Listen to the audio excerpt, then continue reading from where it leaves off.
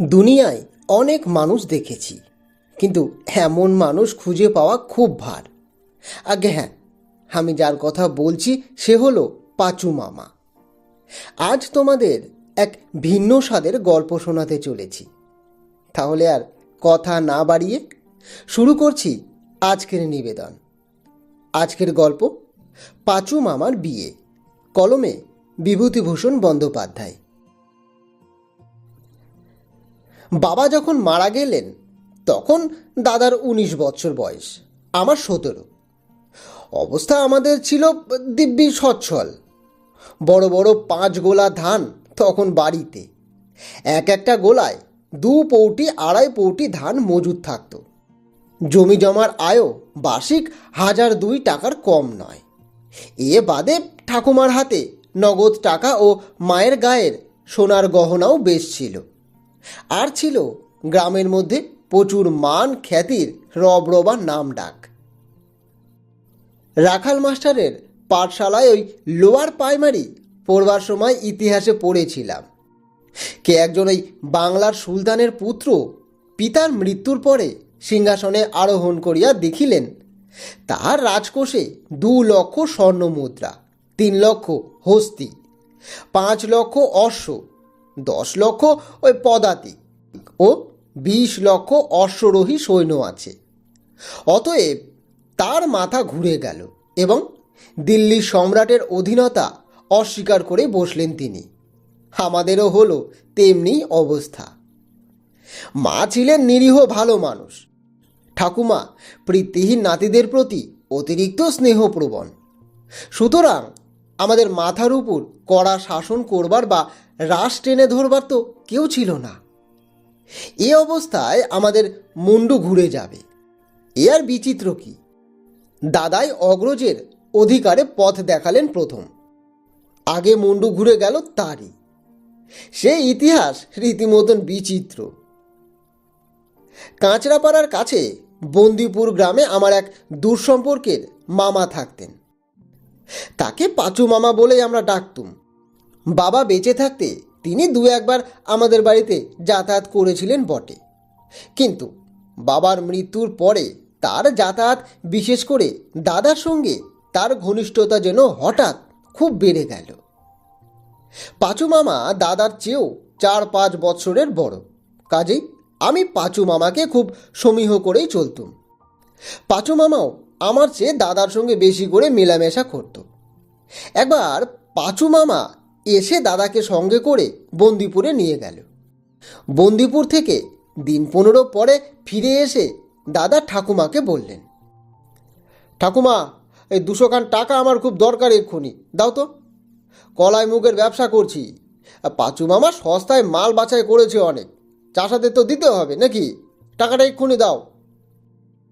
ঠাকুমার হাতে নগদ টাকা কত ছিল তা মার জানা ছিল না, তবে নগদ টাকা যে মন্দ ছিল না এটা দাদাও জানতেন আর আমিও জানতাম। ঠাকুমা টাকাটা দিলেন বটে। দাদা টাকা নিয়ে মাল খরিদ করতে চলে গেলেন। দিন ২০ পরে পাঁচু মামাকে সঙ্গে নিয়ে দাদা আবার এসে ১০২ টাকা চাইলেন। মাল যথেষ্ট পাওয়া যাচ্ছে সস্তায়, পাঁচু মামার বাড়ি মাল গোলাজাত করা হচ্ছে, টাকার দরকার সেই জন্যই। পাঁচু মামাও দাদার কথা সমর্থন করলেন। মাল সস্তার মুখে বেশি পরিমাণে ওই খরিদ করে রাখতে পারলেই যথেষ্ট লাভ হবে, টাকাটাও দরকার তো বটে। ঠাকুমা জিজ্ঞেস করলেন, আরে কত মাল কেনা হলো রে? পাঁচু মামা বললেন, তা ওই ২০০ মনের উপরে। এই টাকাটা পেলে আরও ২০০ মন খরিদ করে রাখবো। মন পিছু ওই ৮ আনা করে ধরলেও ২০০ খান টাকা লাভ হবে। দিলেন টাকা ঠাকুমা। দাদা ও পাঁচু মামা টাকা নিয়ে চলে গেল। এরপরে মাসখানেক তাদের আর কোনো পাত্তা রইল না। ঠাকুমা ব্যস্ত হয়ে একখানা চিঠিও লিখলেন, তারও উত্তর এলো না। চিঠির উত্তরের বদলে আরও দিন ১০ পরে এলেন পাঁচু মামার এক ভগ্নিপতি নারায়ণবাবু। নারায়ণবাবু বৃদ্ধ ব্যক্তি, বন্দিপুরে তারও বাড়ি। আমি তাকে কখনো আমাদের বাড়িতে আসতে দেখিনি। নারায়ণবাবুকে হঠাৎ আসতে দেখে বাড়ি শুদ্ধ সবাই ওই শঙ্কিত হয়ে উঠল। দাদা ভালো আছেন তো? ব্যাপার কি? নারায়ণবাবু হাত পা ধুয়ে সুস্থ ঠান্ডা হয়ে ঠাকুমাকে বললেন, আগে মা, আপনি ওই পটলকে কত টাকা দিয়েছেন এই পর্যন্ত? 400 খান টাকা। নারায়ণবাবু অবাক হয়ে বললেন, এত টাকা কেন দিলেন? কি বলে টাকা নিয়েছিল আপনার কাছ থেকে? কেন কেন বলো তো বাবা, এসব কথা জিজ্ঞেস করছো? বলো তো কেন? সে তো মুখ কালাইয়ের ব্যবসা করবে বলেই টাকা নিয়েছে। কেন? পাঁচুও তো সেবার এসে ওই একই কথা বলে টাকা নিয়ে গেল। নারায়ণবাবু রাগে জ্বলে উঠে কাঁপতে কাঁপতে বললেন, পাজি বদমাইশ ছুঁচো, সেই সেই বকেলটাই তো ওই নষ্টের গোড়া। অত বড় বদমাইশ কি আর আসে নাকি? হ্যাঁ, সেই তো পটলটাকে ভালো মানুষ পেয়ে নষ্ট করার চেষ্টা করছে। ওই জন্যই তো আমার সামনে বেরোয় না। ব্যবসা না মুন্ডু করছে। টাকা নিয়ে দুলে পাড়ার ওই রাজি দুলেনি বলে একখানা মেয়ে ছেলে আছে, তারই ওখানে দুজনে যাতায়াত করে। এরই মধ্যে বোধ হয় ওই সব টাকা তার ওই পদপিষ্টে ঢেলেছে। ব্যবসা না ছাই।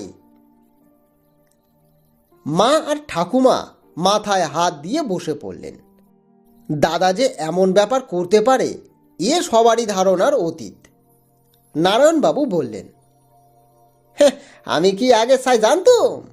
জানলে এমনটা হতো? আমার সামনে তো দুজনে কেউই বড় ওই আসে না। পরস্পরে শুনলাম এইসব ব্যাপার চলছে। শুনলাম খুব টাকা উড়াচ্ছে। জোড়া জোড়া শাড়ি আসছে ওই রানাঘাটের বাজারের ওই মেয়ে ছেলের জন্য। আজ খাবার তো কালোই খাগড়াই বাসন। বোধহয় মদ তো ধরেছে। তাই ভাবলাম আপনাকে একবার এই কথাটা জিজ্ঞেস করা দরকার যে আপনি টাকা দিয়েছেন কি না। সেই জন্যই আমার আশা। ঠিক আছে, আমি চললুম আমি। ঠাকুমা মাথায় হাত দিয়ে কাঁদতে লাগলেন। বাবার বহু কষ্টের উপার্জন করা পয়সা।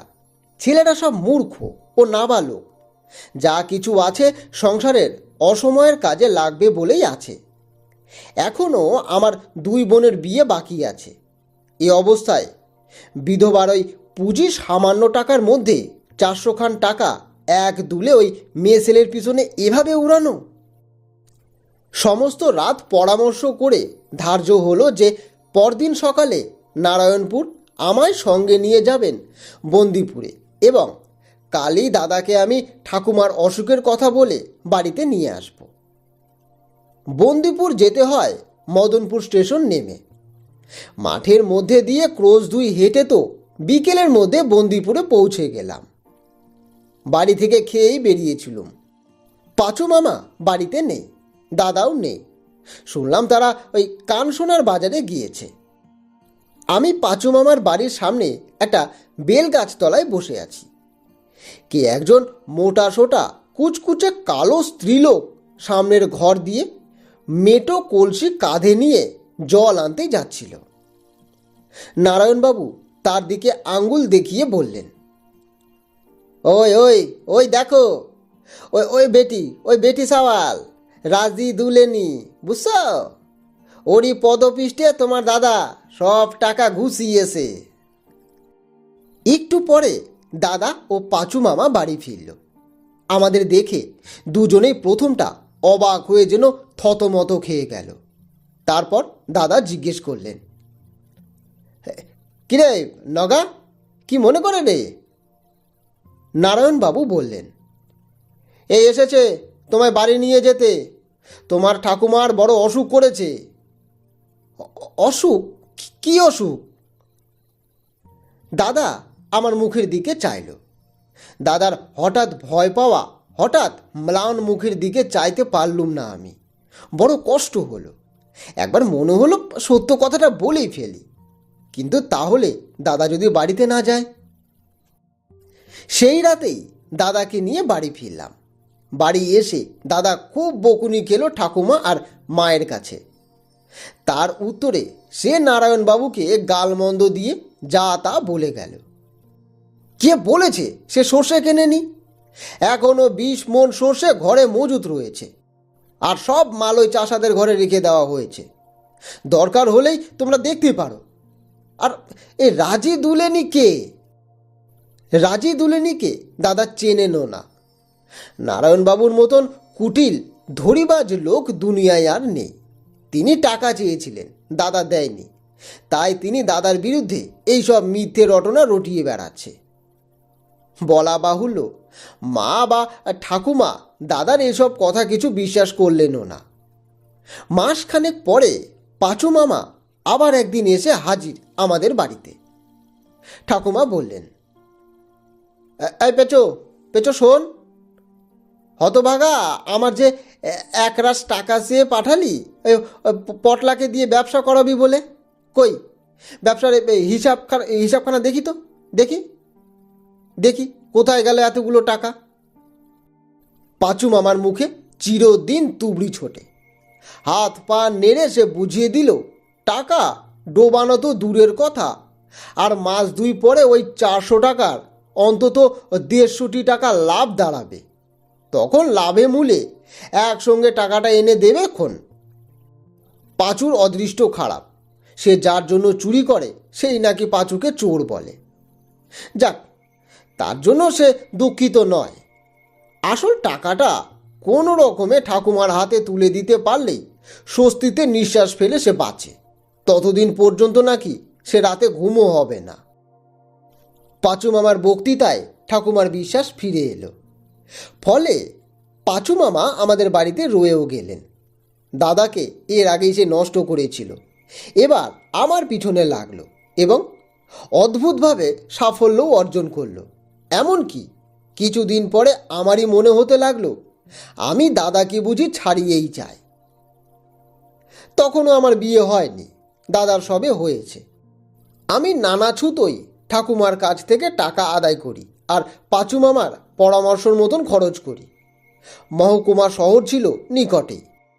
নানা ছুতো নয়, মহকুমা গিয়ে আমি আর পাঁচু মামা প্রায় রাতে বাড়ি ফিরতুম না। ধাপে ধাপে শেষে এত দূর পর্যন্ত আমি নেমেছিলাম। পাঁচু মামাকে সত্যি আমি অদ্ভুত কর্মা মানুষ বলে ভাবতাম। যেমন জানে ব্যবসা, তেমনি রাখে দুনিয়ার খবর। যেমনি বোঝে মকদ্দমা, তেমনি পারে ফুর্তিও করতে। পাঁচু মামার হাতে টাকাগুলি তুলে দিয়ে আমি বলতাম, এর মধ্যে থেকে যা যা দরকার তুমি খরচ করো। যতই টাকা দিই 3-4 দিনের মধ্যে সব খরচ করে ফেলে আবার আমার কাছে হাত পাতে। তিনি বলতেন, বুড়ির হাতে মোটা টাকা আছে, তা তোমার দ্বারা সম্ভব না সে টাকা নেওয়া। আমি যদি বুড়ির নাতি হতাম না, দেখিয়ে দিতাম। মামার কাছে কখনো টাকার হিসেব আমি নেইনি। অসীম শ্রদ্ধা ও নির্ভরতা ছিল আমার পাঁচু মামার উপরে। কিভাবে ও কোথায় সেসব টাকা ব্যয় হতো সে কথা আর বলবো না। তবে এইটুকু বললেই যথেষ্ট হবে যে মাঘ মাস থেকে আশ্বিন মাসের মধ্যে প্রায় 400-500 টাকা পাখির মতন উড়ে গেল বেমালুম। এবার ঠাকুমাও হাত গোটালেন, মায়ের গহনা বন্ধক পড়তে লাগলো। এই অবস্থায় পাঁচু মামা একদিন তেওটা বন্দিপুরে বিশেষ কাজ আছে বলে চলে গেলেন, আর এলেন না। মাস 10 পরে একদিন শীতের রাতে মুড়ি সুড়ি দিয়ে ওই দালানে আমি বসে আছি। এমন সময় পাঁচু মামা আমাদের বাড়ি এসে আবার হাজির। আমায় বললেন, এই যে ভালো আছিস নগা, এই পটলা কোথায় রে? আমি বললুম, দাদা ও পাড়ায় গাঙ্গুলির বাড়ি গিয়েছে বোধহয়। তারপরে মামা, এতদিন কোথায় ছিলে? এসো এসো, বসো, বড্ড শীত করছে তাই বসে আছি, আসো বসো বসো। পাঁচু মামা দরজা ভেজিয়ে আমার কাছে এসে বসলো। তারপরে বলল, এই শোন, একটা কথা বলতে এলুম তোদের। কাল এখানে এক ভদ্রলোক আসবে সকালের গাড়িতে, যদি তোদের কিছু জিজ্ঞেস করে তবে বলবি তোদের এখানকার বিষয় সম্পত্তিতে আমার ওই 5 আনা অংশ আছে। কি পারবি তো বলতে? আরে পটলা যে কোথায় গেল তাকে কথাটা আমার শিখিয়ে দেওয়া দরকার। কৌতূহল ও আগ্রহের সঙ্গে বললুম, কি কি কি কি ব্যাপার কি মামা? কে আসবে? ব্যাপার যা শুনলাম তার সংক্ষেপে এই, পাঁচু মামার বিয়ে। কাল তাকে দেখতে আসবেন মেয়ের বাপ নিজেই। আসলে তো পাঁচু মামার কিছু নেই ওই 13টা বন্দিপুরে, যা ছিল তা উড়িয়ে ফুড়িয়ে দিয়েছে ওই অনেক কাল আগে। কিছু না দেখালে মেয়ে দেবেই বা কেন? মেয়ের বাপের নাম হচ্ছে ঋষিকেশ বাটুর্যে, মদনপুরের কাছেই কি গায়ে যেন বাড়ি, গরিব অবস্থার লোক। 3টি মেয়ে তার, মেয়ে 3টি অপরূপ সুন্দরী, এটি হলো বড়। পাঁচু মামা এই মেয়েটিকে দেখে নাকি পাগল হয়েছেন, বিয়ে যে কোনো উপায়ে হতেই হবে। রাতে দাদা ফিরলে দাদাকে বলা হলো সব কথা। দাদা বললে, 5 আনা অংশ কেন আছে যদি জিজ্ঞেস করে? তবে বলবে তোমার বাপ আমার বাবার কাছে টাকা ধার নিয়েছিল, সেই দেনার দায়ে সম্পত্তির অংশ বিক্রি করে যায়। কি বুঝলে তো? আমরা রাজি, কিন্তু ভদ্রলোক যদি এই গায়ের আর কাউকে জিজ্ঞেস করেন? পাঁচু মামা সে কথাও ভেবে এসেছেন। গ্রামের যে কজন লোক আমাদের পয়সায় ফুর্তি করেছে, যেমন ওই হাবু, সান্নাল, ও পাড়ার আশু চক্রবর্তী, এদের বয়স আমাদের চেয়ে ঢের বেশি। এদেরও কথা বলে রাখতে হবে তো নাকি? আমরা বললে কেউ না বলতে পারবে না। পরদিন সকালে আমাদের দলের লোক যারা, তাদের এ কথা বলা হলো। তারা সকলেই রাজি হলেন, না হয়ে উপায় বা কী ছিল?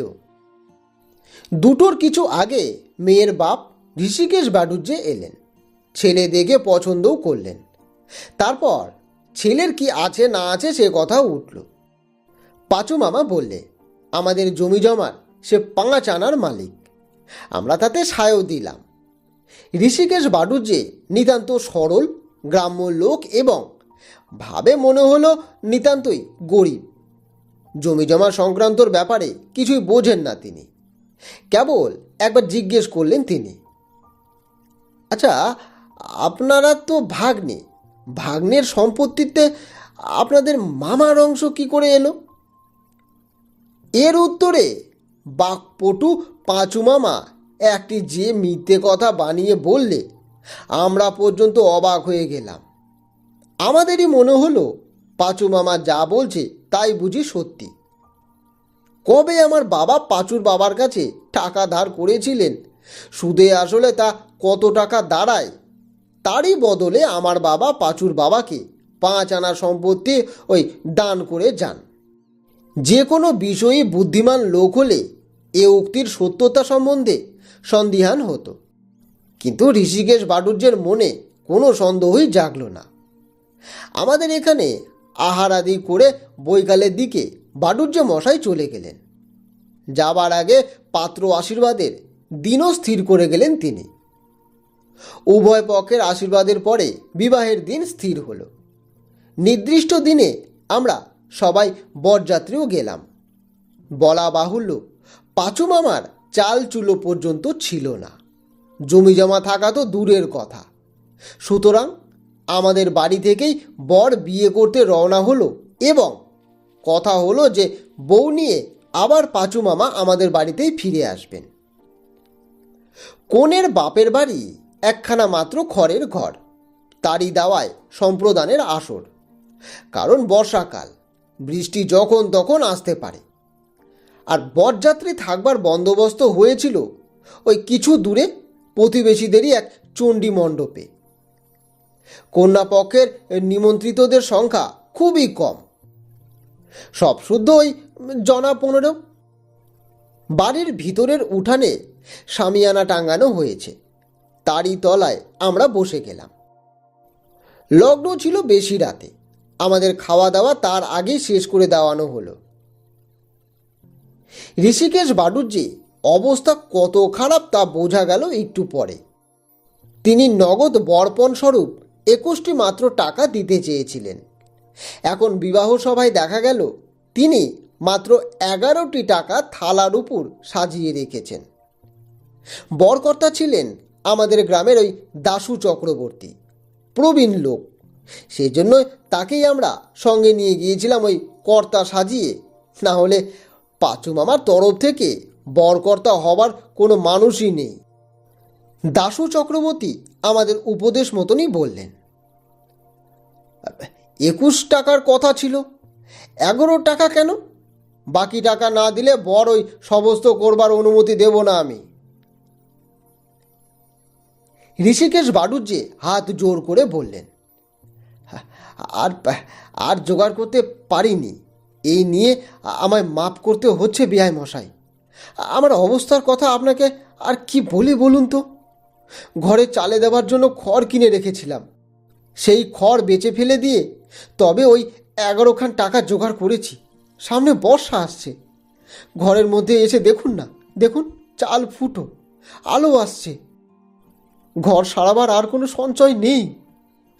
আর আর টাকা হলেও এই জ্যৈষ্ঠী মাসে খড় পাবো কোথায় বলুন তো।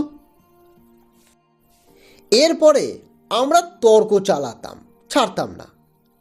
তোমার ওই চালে খড় নেই তা আমাদের কি হে বাপু? মেয়ের বিয়ে দিতে এসেছো, আগে থেকে তোড়জোড় করনি কেন? আর রইল তোমার বিয়ে থাওয়া, আমরা বর সভা থেকে উঠিয়ে নিয়ে যাব। এসব কথা বলা চলল, কিন্তু পাঁচু মামা দেখি ছটফট করছে। তার ইচ্ছে নেই যে টাকার জন্য আমরা বিয়ে ভেঙে দিই বা কোনো বাধার সৃষ্টি করি। সে আমায় ডেকে কানে কানে বললে, হেই, কি কি ছেলে মানুষই হচ্ছে এগুলো? হ্যাঁ, কি ছেলে মানুষই হচ্ছে? তার বিয়েটা বুঝি আমরা ওই 5 জনে মিলে ভেঙেই দিলাম। যাই হোক, পাঁচু মামার অবস্থা দেখে আমরা আর বেশি দূর ব্যাপার গড়াতে দিলাম না। বর সভ্যস্ত করা হলো। মেয়েকে যখন আনা হলো, মেয়ের রূপ দেখে আমরা তো অবাক। এমন রূপসী মেয়ের সঙ্গে পাঁচু মামার বিয়ে হচ্ছে তা তো জানতামই না। কি গায়ের রং, কি সুন্দর গড়ন পিটন, আর তেমনি মুখশ্রী। এমন রূপের ডালি মেয়ে কালে ভদ্রে চোখে পড়ে। তাই পাঁচু মামা খেপে উঠেছে এই বিয়ের জন্য। তাই এত জুয়োচ্চুরি, এত আটঘাট বাধা, এত দুর্ভাবনা, পাছে এমন মেয়ে হাতছাড়া না হয়ে যায়। মনে মনে ভাবলাম, পাঁচু মামা অদৃষ্টটা দেখছি বেশ বেজায় ভালো, নইলে এমন মেয়ে ওর জোটে?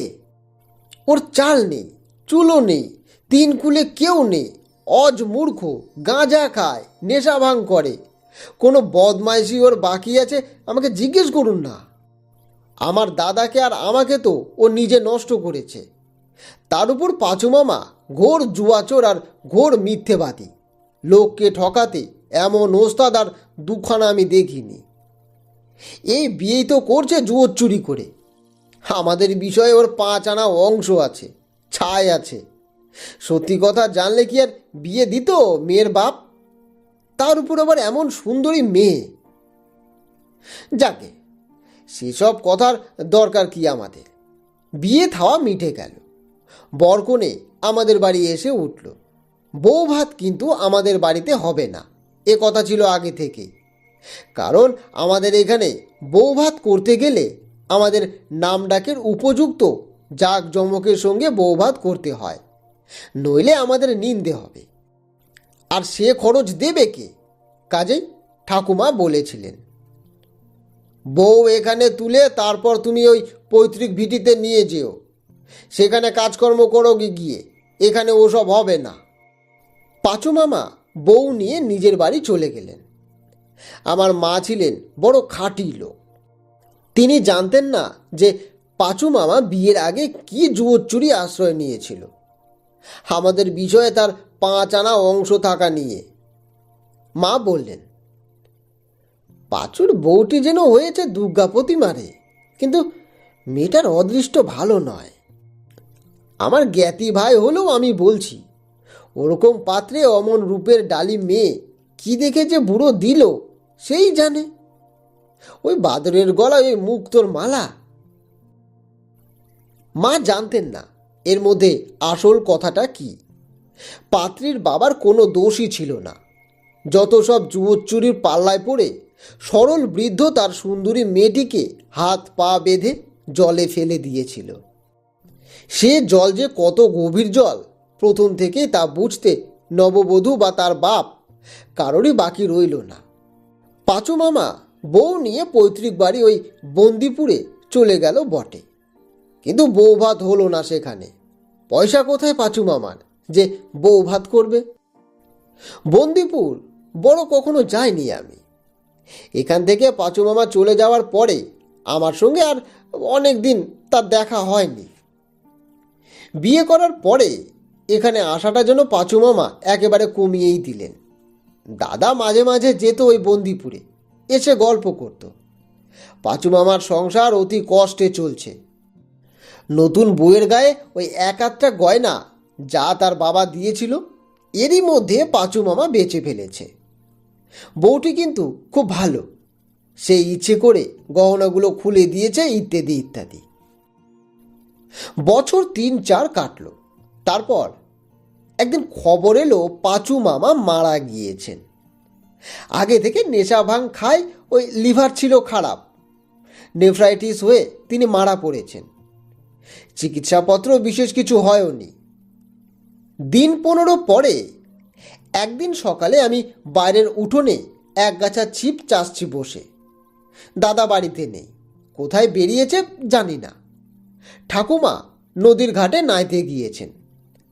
এমন সময় আমাদের বাড়ির সামনে একখানা গরুর গাড়ি এসে দাঁড়ালো।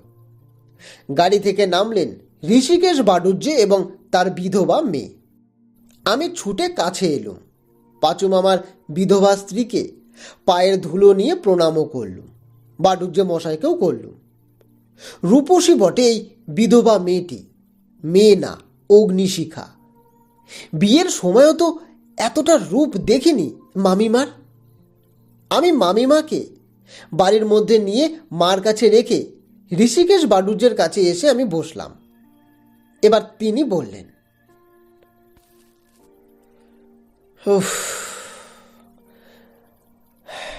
যা হবার তা তো হয়ে গিয়েছে, তার আর চারা নেই। মেয়েটার এই সবে 19 বছর বয়স, ওর মুখের দিকে তো আমি চাইতে পারি না। এমন অবস্থা যে দিন চলে না এখন। পাঁচু একটি পয়সাও রেখে যায়নি যে মেয়েটা একদিন সেখানে হাঁড়ি চড়িয়ে খায়। ধার দেনা করে কোনো রকমে তিলকাঞ্চন শ্রাদ্ধ সেরে শুদ্ধ করেছি। ভাবলাম আগে তো মেয়েটাকে শুদ্ধ করি, তারপর পাঁচুর বিষয়ে যে অংশ আছে এখানে তা থেকে দেনা শোধের কথা ভাবা যাবে এখন। তাই আজ এলাম ওই মেয়েটাকে নিয়ে। ওরও তো ঘোর দুরবস্থা। বন্দিপুরে একবেলা খায় এমন অবস্থা নেই। পরনে কাপড় ছিল না। দেনা করে একখানা ওই সরু পাড় কাপড় কিনে দিয়েছিলাম ওই শ্রাদ্ধের পরে, তাই সে পরে এসেছে। আমার তো অবস্থা তোমরা সবই জানো। এখনো 2 মেয়ের বিয়ে হয়নি। এক পাল ওই কুপুষি আমি, তাদেরই খেতে দিতে পারি নে। তা আবার এই বিধবা মেয়ে নিয়ে গিয়ে আমি রাখি কোথায় বলো তো? খেতে বা দিই কি? এখন বিষয়ের পাঁচুর যা অংশ এখানে আছে তা থেকে মেয়েটার একটা হিলে তো হোক। দেনাটা শেষ করে দিয়ে না হয় তার উপবস্তু থেকে এখানে একখানা খড়ের ঘর তুলে দিই ওকে। ও তো মেয়ে মানুষ, কিছু বোঝে না। আমি সঙ্গে করে আনলাম। মেয়েও বললে, বাবা চলো সেখানে চলো, তুমি দাঁড়িয়ে থেকে আমার একটা ব্যবস্থা করে এসো। আর তারাও ভালো লোক, তাদের সঙ্গে পরামর্শ করে বিষয়ের অংশের যা আয় হয় তাই আমাকে দেবে। আর বন্দিপুরে থেকেই বা কী হবে? সেখানে তো ওই ভাঙ্গা খড়ের ঘর ছাড়া আর কিছুই নেই। যখন বিষয় এখানে, সম্পত্তি এখানে, তখন এখানে একটা ওই খড়ের ঘর। আমি এক লম্বা বক্তৃতায় বাধা দিয়ে একটু আশ্চর্য হবার সুরেই বললুম, দাঁড়ান দাঁড়ান দাঁড়ান, কিসের কিসের বিষয়, কিসের অংশের কথা বলছেন আপনি? ঋষিকেশ বাড়ুজ্যে বললেন, ওই যে পাঁচুর যে অংশ আছে এখানকার বিষয়ে। হ্যাঁ, তা তো ধরো এখন আমার মেয়েরই। তোমাদের এত বড় বিষয়ের 5 আনা অংশ কি কম? ওর একবেলা এক মুঠো ওই আলো চালের ভাত আর বছরে 4খানা কাপড়, তা থেকে হেসে খেলে পেয়ে যাবে। আমি বিনীত শান্ত হাসি মুখে ভদ্রতার সুরেই বললাম, আপনি ভুল করছেন বাটুর্য মশাই, এখানকার বিষয়ে পাঁচু মামার কোনো অংশই নেই। আ সে সে কি কথা? ঋষিকেশ বাটুর্যি প্রথমটা তো হতভম্ব হয়ে গেলেন, পরক্ষণেই কি ভেবে সামলে নিয়ে চিৎকারের সুরেই বললেন, অংশ নেই কেমন কথা? বিয়ের আগে তো তোমরাই বলেছিলে 5 আনা অংশ আছে। কি বলনি তুমি? বলনি, বলো। আর এখন বলছো নেই? আমার মেয়ে ছেলে মানুষ পেয়ে এখন এখন ফাঁকি দেওয়ার মতলব? বরাবর শুনে আসছি অংশ আছে, আর এখন অংশ নেই বললেই হলো? আমারও রাগ চটে গেল মাথায়। আমি বললুম, আপনি মিছে মিছে চেঁচামেচি করছেন কেন? আপনি বিষয় সম্পত্তির কিছুই বোঝেন না, তাই এ কথা বলছেন। এ তো শোনাশুনির কথা নয়, দলিল দস্তাবেজের কথা, পর্চা কোবালার কথা। বিষয় সম্পত্তি গাছের ফল নয় যে যে কুড়িয়ে পাবে সেই খাবে। আমার বাবা যদু চক্রবর্তী নামে 7খানা গায়ের প্রজা কাঁপত। তিনি কি দুঃখে ওই 13টা বন্দিপুরের ওই পাঁচু রায়ের বাবার কাছে বিষয়ের 5 আনা বেচতে যাবেন বলুন তো? ওসব ভুলে যান, যা শুনেছেন সব ভুল শুনেছেন। বিশ্বাস না হয় আমার কথা ওই রেজিস্ট্রি অফিসে 2 টাকা ফি জমা দিয়ে খুঁজে দেখুন গিয়ে, সেখানে এখনও কোনো দলিল আছে নাকি। আমরা দলিল গোপন করতেই পারি, সেখানে তো গোপন থাকবে না। যান না, সেখানে গিয়ে দেখুন। চেঁচামেচি শুনে পাড়ার 2-5 জন চলে এলো। তারাও ঋষিকেশ বাটুর্যের সরলতা দেখে কোনো ক্রমে হাসি চেপে রইল। যারা সেবার ওই সাক্ষী দিতে এসেছিল যে পাঁচু মামার বিষয়ের অংশ আছে, তারাই বলে গেল পাঁচুর এখানকার বিষয়ের অংশ আছে এমন কথা কোশমিনকালেও তারা শোনেননি। সব শুনে ঋষিকেশের বিশ্বাস হলো শেষ পর্যন্ত যে এদের কথাই সত্যি। তিনি তো মাথায় হাত দিয়ে বসে পড়লেন। তারপরেই হঠাৎ কোথাও কিছু নেই, ঢুকরে মেয়ে মানুষের মতন কেঁদে উঠলেন তিনি। আমি মেয়েটা সর্বনাশ করেছি নিজের হাতে। তখন কি জানি এমন জুয়োচুরি আমার সঙ্গে সবাই করবে। আমার অমন সোনার পিত্তিমের মতন মেয়েটা আমায় আমায় ভালো মানুষ পেয়ে এরা। ভালো হাঙ্গামাই তো পড়া গেল দেখছি সকালবেলা। বুড়োর কান্না শুনে পাড়ার লোক জড়ো তো হলোই। বাড়ির মধ্যে থেকে মা ঠাকুমা ছুটে এলেন, এমনকি পাঁচু মামার স্ত্রী পর্যন্ত সেই সঙ্গে ছুটে এলেন দেখতে যে তার বাপকে বুঝি আমরা মারধর করছি।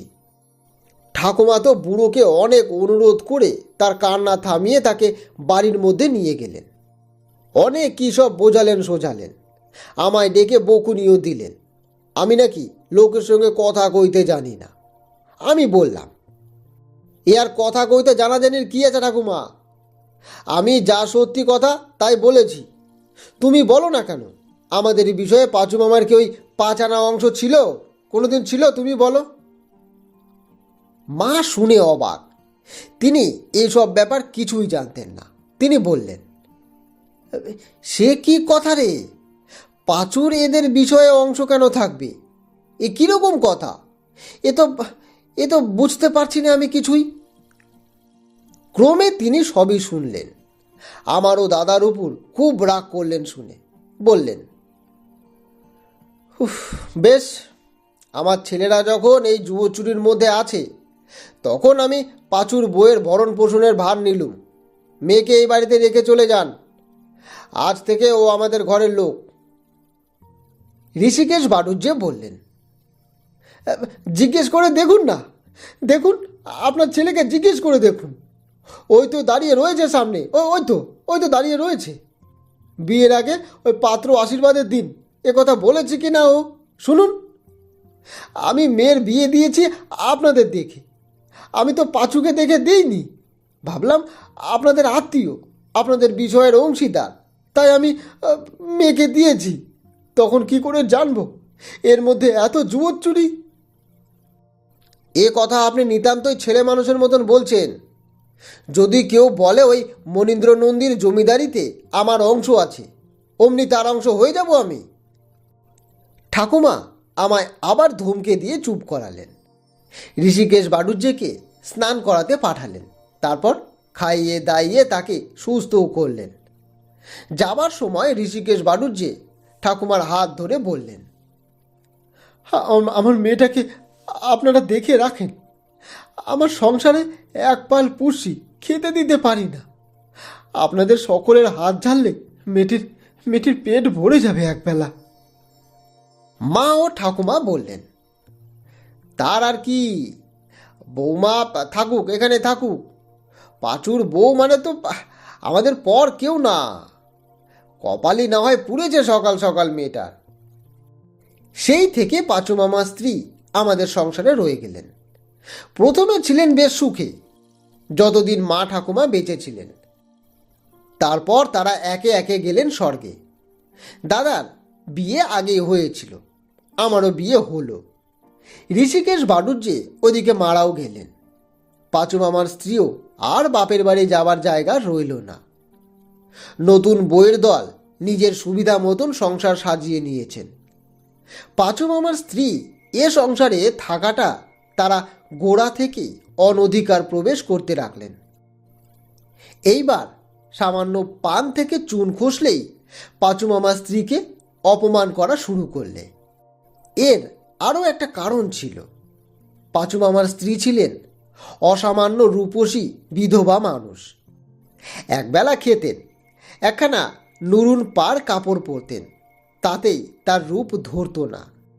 বয়সের সঙ্গে সে রূপ কমাতো দূরের কথা, দিন দিন বাড়তেই লাগলো। নতুন বউয়েরা দেখতে অমন সুন্দরী কেউই নয়। তাদের মনে পাঁচু মামার স্ত্রীকে কেন্দ্র করে নানা হিংসে ঘোর সন্দেহ এসে জুটতে লাগলো।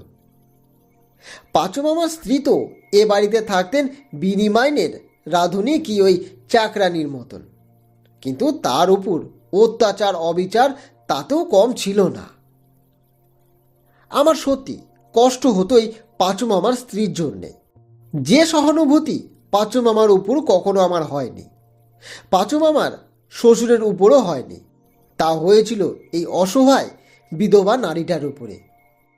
কিন্তু আমার কথা কওয়ার কোনো উপায় ছিল না, তাহলেই আমার স্ত্রী সন্দেহ করবেন। কেন আমি পাঁচু মামার স্ত্রীর পক্ষে এত কথা বলছি? আমার পূর্বেকার রেকর্ড খুব ভালো ছিল না, সুতরাং স্ত্রী